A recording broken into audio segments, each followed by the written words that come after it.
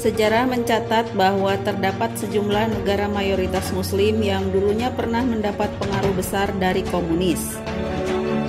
Dalam riwayatnya, komunisme menjadi salah satu ideologi yang cukup berpengaruh di dunia. Adapun sebagian besarnya tak lepas dari pengaruh besar yang dimiliki Uni Soviet pada eranya. Tercatat, Uni Soviet yang kala itu masih eksis kerap menyebar pengaruh ke negara-negara lain. Akan tetapi, hal tersebut pada perkembangannya berangsur-angsur pudar pasca keruntuhannya.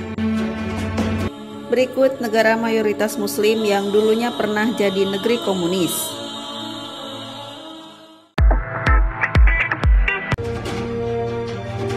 Afghanistan merupakan sebuah negara yang terletak di persimpangan antara Asia Tengah dan Asia Selatan. Negara ini berbatasan dengan Pakistan di timur dan selatan, Iran di barat, Turkmenistan di barat laut, serta Tajikistan di timur laut.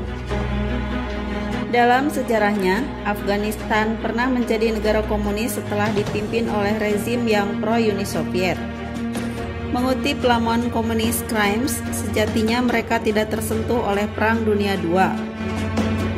Terjadi konflik internal yang disebabkan perpecahan suku serta campur tangan asing di negaranya. Pada akhirnya, kudeta sayap kiri di tahun 1978 terjadi dan memunculkan rezim komunis yang setia Uni Soviet. Kudeta komunis terjadi di Afghanistan. Nur Muhammad Taraki yang menjadi salah satu pendiri Partai Komunis Afghanistan mengambil kendali negara. Tak sendiri, dia menunjuk Babrak Karmal sebagai wakil Perdana Menteri.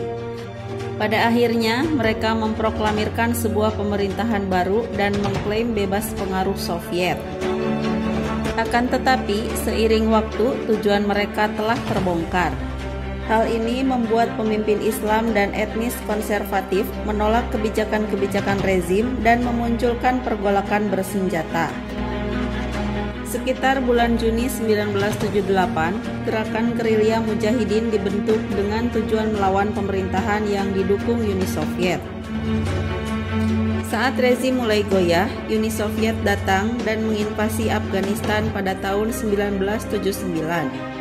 Pergolakan yang terjadi antara kelompok Mujahidin melawan tentara Afghanistan yang didukung Uni Soviet, tercatat sekitar 2,8 juta warganya yang melarikan diri.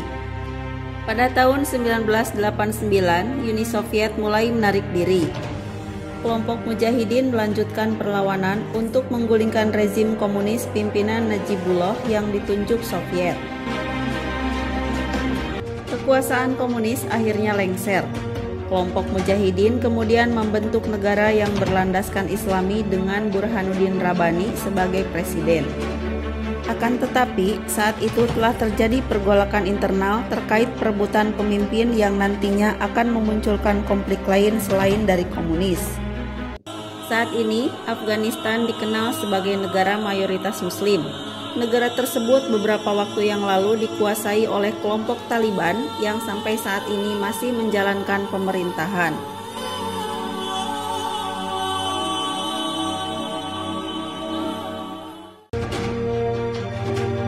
Yaman merupakan salah satu negara yang berada di kawasan Asia Barat. Dalam sejarahnya, negara ini juga lekat kaitannya dengan pengaruh paham komunis. Singkatnya, mereka pernah terbagi menjadi Yaman Utara dan Yaman Selatan. Dalam hal ini, Yaman Utara terbentuk terlebih dahulu sehingga mendapat banyak dukungan dari dunia Arab. Yaman Selatan justru kesulitan mendapat bantuan, baik dari negara Arab maupun dunia Barat.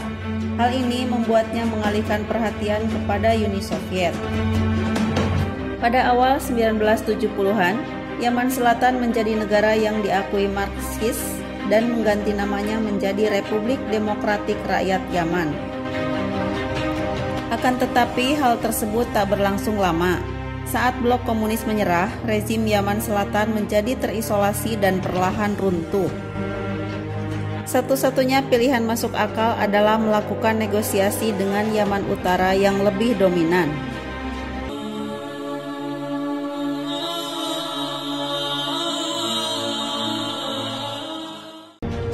Pasca Revolusi Oktober 1917, Muslim pribumi di Tajikistan berusaha mencapai status kenegaraan di kota Kukon.